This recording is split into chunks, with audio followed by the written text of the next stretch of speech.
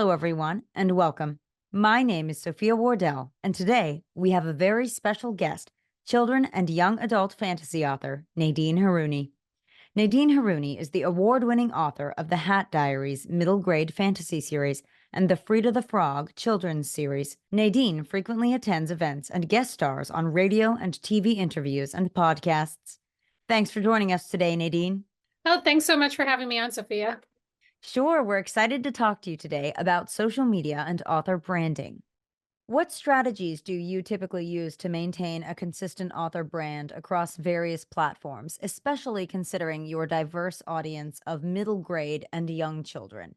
First of all, aesthetically, because I think that really makes people want to either continue watching or not. We tried to use kind of similar colors in our pages and have like a similar kind of feel.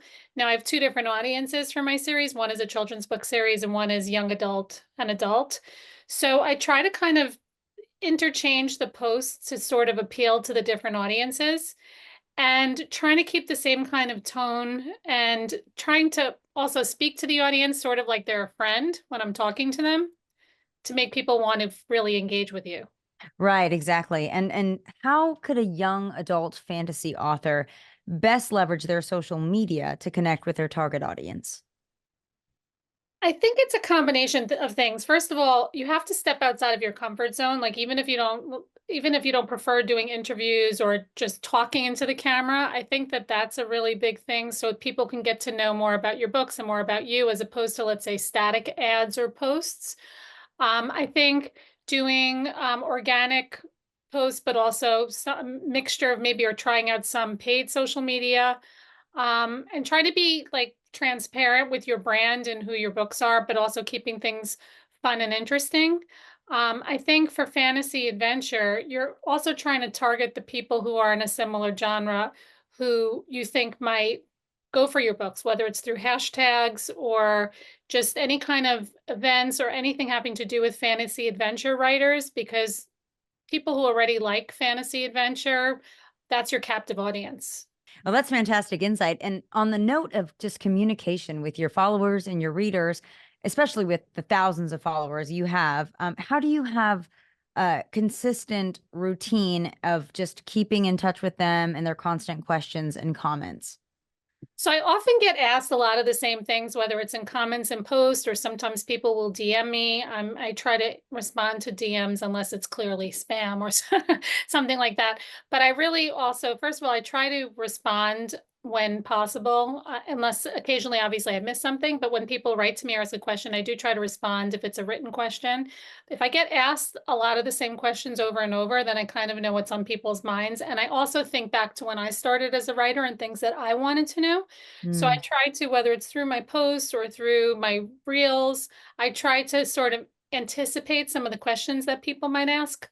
I also have a newsletter and I try to keep people informed in the loop on what's going on with me and just maybe other trends that I'm seeing, that sort of thing.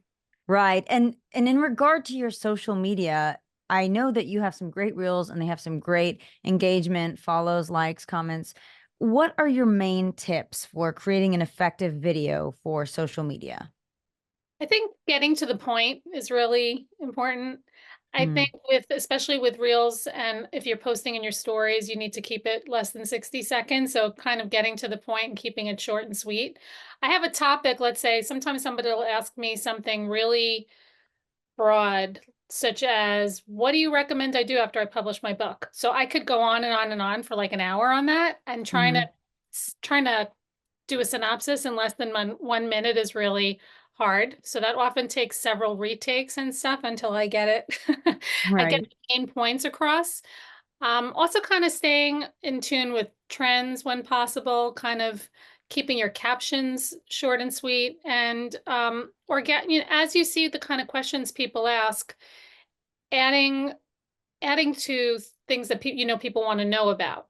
So I also try to, when possible, add closed captions to make it accessible for people. Oh, the smart, very smart.